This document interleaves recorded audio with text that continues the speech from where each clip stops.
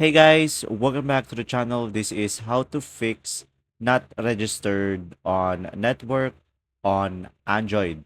So guys, first thing that you will do is simply go ahead and go to the settings on your device.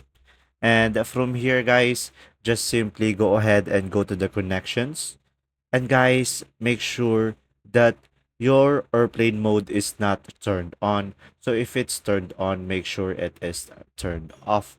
So now another option that you have guys is just simply go ahead and go to mobile networks over here. And after that, just simply go ahead and go to network mode. And guys, make sure to select the latest one at the very top. And now another option that you have is just simply go to network operators over here. From here, guys, just make sure to select automatically. So just simply tap on that. And from here, you should be able to fix the issue.